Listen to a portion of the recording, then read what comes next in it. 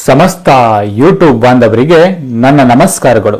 ವೀಕ್ಷಕರೇ, ಇವತ್ತಿನ ಈ ಒಂದು ಸಂಚಿಕೆಯಲ್ಲಿ ನಾನು ನಿಮಗೆ ಸ್ತ್ರೀ ವಶೀಕರಣ ಮಾಡೋದು ಹೇಗಂತ ತಿಳಿಸ್ಕೊಡ್ತಾ ಇದ್ದೀನಿ. ವೀಕ್ಷಕರೇ, ಸ್ತ್ರೀ ಮತ್ತು ಪುರುಷ ವಶೀಕರಣ ಮಾಡೋದು ಹೇಗಂತ ತಿಳಿಸ್ಕೊಡ್ತಾ ಇದ್ದೀನಿ. ಅದೊಂದು ಸುಲಭ ಮತ್ತು ಸರಳವಾದ ವಿಧಾನದಲ್ಲಿ ತಿಳಿಸ್ಕೊಡ್ತಾ ಇದ್ದೀನಿ. ಅದು ಒಂದು ಮೊಟ್ಟೆಯಿಂದ ಮಾತ್ರ, 2 ಮೊಟ್ಟೆ ತಗೊಂಡ್ರೆ 2 ಮೊಟ್ಟೆಯಿಂದ ಮಾಡಬಹುದು. ವೀಕ್ಷಕರೇ, ಒಂದು ಸರಳ ವಿಧಾನದಲ್ಲಿ ನಾನು ನಿಮಗೆ ತಿಳಿಸ್ಕೊಡ್ತಾ ಇದ್ದೀನಿ. ಹಾಗೂ ಈ ಒಂದು ವಶೀಕರಣ ತಂತ್ರವನ್ನ ನೀವು ಮಾಡಬೇಕಾದ್ರೆ ತುಂಬಾ ಶ್ರದ್ಧೆ, ಭಕ್ತಿ, ನಿಷ್ಠೆಯಿಂದ ಮಾಡಬೇಕಾಗ್ತದೆ. ಮನಸ್ಸಲ್ಲಿ ಯಾವುದೇ ಒಂದು ಕಲ್ಮಶ ಇರಬಾರ್ದು. ಅವ್ರನ್ನ ಹಾಳು ಮಾಡೋಕ್ಕೋಸ್ಕರ ನೀವು ಈ ಒಂದು ವಶೀಕರಣವನ್ನ ಮಾಡಿದ್ರೆ ಅದು ಅವರಿಗೆ ತಾಗೋದಿಲ್ಲ. ವೀಕ್ಷಕರೇ, ಮತ್ತು ನೀವು ಮಾಡಿದ ಪೂಜೆ ನಿಮಗೆ ಫಲ ಸಿಗುವುದಿಲ್ಲ. ವೀಕ್ಷಕರೇ, ನೆನಪಿರಲಿ, ತುಂಬಾ ಒಳ್ಳೆ ಮನಸ್ಸಿಂದ ಮಾಡಿದ್ರೆ ಮಾತ್ರ ಈ ಒಂದು ಪೂಜೆ ನಿಮಗೆ ಫಲ ನೀಡ್ತದೆ. ವೀಕ್ಷಕರೇ, ಹಾಗಾದ್ರೆ ಇದನ್ನು ಮಾಡೋದು ಹೇಗಂತ ನಾನು ನಿಮಗೆ ಈ ಒಂದು ವಿಡಿಯೋದಲ್ಲಿ ಸಂಪೂರ್ಣವಾಗಿ ತಿಳಿಸ್ಕೊಡ್ತಾ ಇದ್ದೀನಿ. ಹಾಗಾದ್ರೆ ಬನ್ನಿ, ಇದನ್ನ ಮಾಡೋದು ಹೇಗಂತ ತೋರಿಸ್ತೀನಿ. ಹಾಗೂ ಈ ಒಂದು ವಿಡಿಯೋವನ್ನ ನೀವು ಕೊನೆ ತನಕ ನೋಡೋದನ್ನ ಮಾತ್ರ ಮರಿಬೇಡಿ. ಹಾಗೂ ನೀವಿನ್ನು ನಮ್ಮ ಚಾನಲ್ಗೆ ಸಬ್ಸ್ಕ್ರೈಬ್ ಮಾಡಿಲ್ಲ ಅಂದ್ರೆ ಈ ಕೂಡಲೇ ಸಬ್ಸ್ಕ್ರೈಬ್ ಮಾಡ್ಕೊಳ್ಳಿ. ಹಾಗೂ ಪಕ್ಕದಲ್ಲೇ ಇರುವಂತಹ ಬೆಲ್ ಐಕನ್ನ ಪ್ರೆಸ್ ಮಾಡಿ.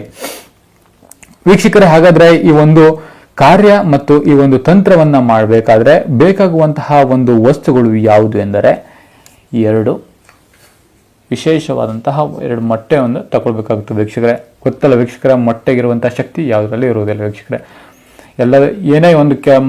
ಏನೇ ಒಂದು ದೃಷ್ಟಿ ತೆಗಿಬೇಕಾದ್ರೂ ಮೊಟ್ಟೆಯನ್ನೇ ತೆಗಿತಾರೆ. ಏನೇ ಒಂದು ಕಾರ್ಯ ಮಾಡ್ಬೇಕಂದ್ರೂ ಮೊಟ್ಟೆಯನ್ನೇ ತೆಗಿತಾರೆ. ಅದಕ್ಕೋಸ್ಕರ ವೀಕ್ಷಕರೇ, ಮೊಟ್ಟೆಗಿರುವಂತಹ ಶಕ್ತಿ ಯಾವುದಕ್ಕೂ ಇರೋದಿಲ್ಲ. ವೀಕ್ಷಕರೇ, ನೋಡ್ಕೊಳ್ಳಿ. ಇರಲಿ, ಈ ಒಂದು ಕಾರ್ಯ ತುಂಬಾ ಸರಳವಾಗಿ ನೀವು ಮಾಡ್ಕೋಬಹುದು. ಮೊದಲನೇದಾಗಿ ಏನ್ ಮಾಡ್ಬೇಕು ಅಂದ್ರೆ, ನೋಡಿ, ನೀವು ಯಾರನ್ನ ಇಷ್ಟಪಟ್ಟಿರ್ತೀರಲ್ಲ, ಪುರುಷ ಆಗಿರ್ಬೋದು, ಹುಡುಗಿ ಆಗಿರ್ಬೋದು, ಹುಡುಗ ಆಗಿರ್ಬೋದು,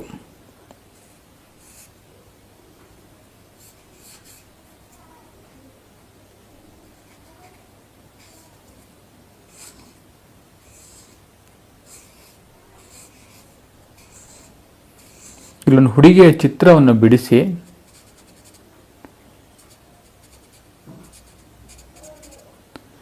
ನೋಡಿ, ನಂತರ ಆ ಹುಡುಗಿಯ ಹೆಸರು ಬರೀಬೇಕು.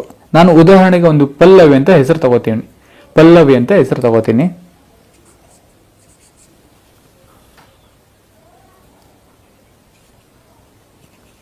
ಪಲ್ಲವಿ ಅಂತ ಹೆಸರು ತಗೊಂಡಿದ್ದೀನಿ ವೀಕ್ಷಕರೇ.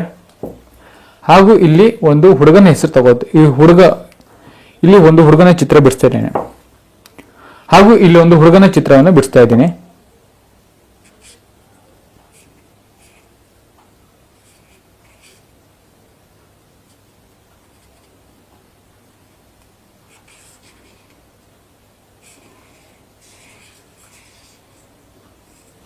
ಇಲ್ಲಿ ಒಂದು ಉದಾಹರಣೆಗೆ ಒಂದು ಹೆಸರು ತಗೋತಿದ್ದೀನಿ. ಕೇಶವ ಅಂತ ಒಂದು ಹೆಸರು ತಗೋತಿದ್ದೀನಿ. ಕೇಶವ, ನೋಡಿ ವೀಕ್ಷಕರೇ, ಕೇಶವ ಅಂತ ಹೆಸರು ತಗೊಂಡಿದ್ದೀನಿ.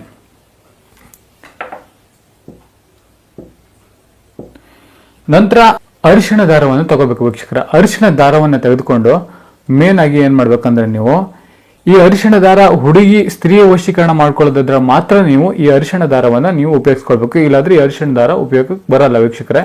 ಹುಡುಗ ಆಗಿದ್ರೆ ಉಪಯೋಗಕ್ಕೆ ಬರಲ್ಲ, ಹುಡುಗಿ ಆಗಿದ್ರೆ ಮಾತ್ರ ಉಪಯೋಗಕ್ಕೆ ಬರುತ್ತೆ. ನೆನಪಿರ್ಲಿ, ಇದನ್ನ ಇಲ್ಲಿಗೆ ಈ ತರ ಕಟ್ಕೋಬೇಕು ಮೊದಲನೇದಾಗಿ.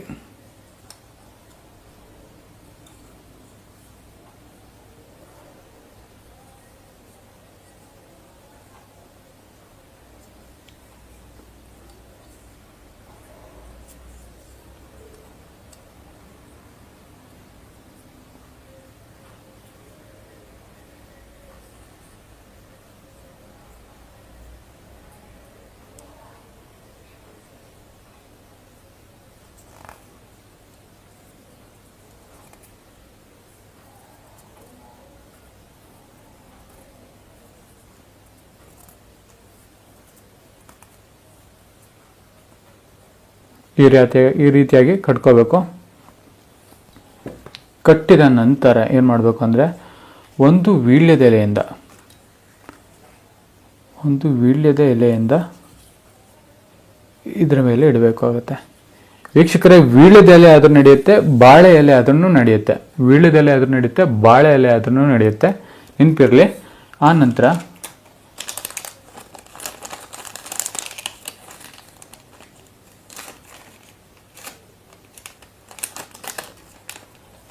ಒಂದು ಕರ್ಪೂರವನ್ನು ಹಚ್ಚಬೇಕಾಗ್ತದೆ.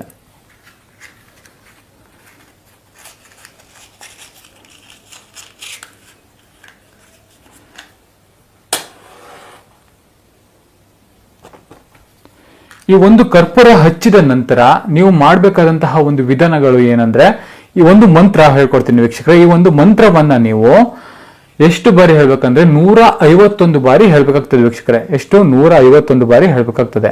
ಅದು ಯಾವ ಮಂತ್ರ ಅಂದ್ರೆ, ಓಂ ಅಂಗಾರಕಾಯ ವಿದ್ಮಹೆ ಶಕ್ತಿ ಆಸ್ಥಾಯಿ ಧೀಮಹಿ ತನ್ನೋ ಕುಜ ಪ್ರಚೋದಯಾತ್. ವೀಕ್ಷಕರೇ ನೆನ್ಪಿಟ್ಕೊಳ್ಳಿ, ಇನ್ನೊಂದ್ಸಲ ಹೇಳ್ಕೊಡ್ತೀನಿ.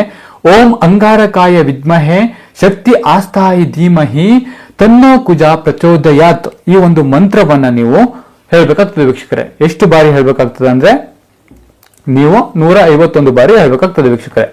ಸರಿನಾ?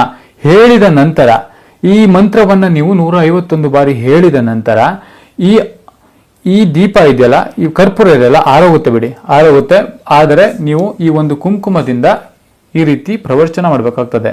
ಈ ರೀತಿಯಾಗಿ ಪ್ರವಚನ ಹೇಳ್ತಾ, ಮಂತ್ರವನ್ನು ಹೇಳ್ತಾ ಈ ರೀತಿ ಪ್ರವಚನ ಮಾಡಬೇಕಾಗ್ತದೆ. ಹೇಳಿದ ನಂತರ ಈ ಒಂದು ಏನಿರುತ್ತಲ್ಲ, ನೀವು ಪೂಜೆ ಮಾಡಿರ್ತೀರಲ್ಲ, ಇದನ್ನು ತೆಗೆದುಕೊಂಡು ಹೋಗಿ ವೀಕ್ಷಕರೇ ಏನ್ ಮಾಡ್ಬೇಕಂದ್ರೆ, ನೀವು 3 ದಾರಿ ಸೇರುವಂತ ಜಾಗದಲ್ಲಿ ಇದನ್ನ ಹಾಕ್ಬಿಟ್ಟು ಬರ್ಬೇಕು ವೀಕ್ಷಕರೇ.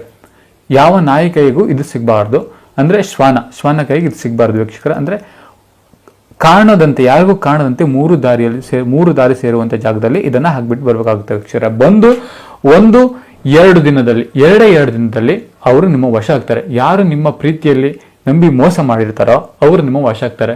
ಒಂದು ವೇಳೆ ಈ ಒಂದು ಕಾರ್ಯವನ್ನು ನಿಮ್ಮಲ್ಲಿ ಮಾಡಕ್ಕೆ ಸಾಧ್ಯ ಆಗ್ತಿಲ್ಲ ಅಂದ್ರೆ ಚಿಂತೆ ಪಡಬೇಡಿ.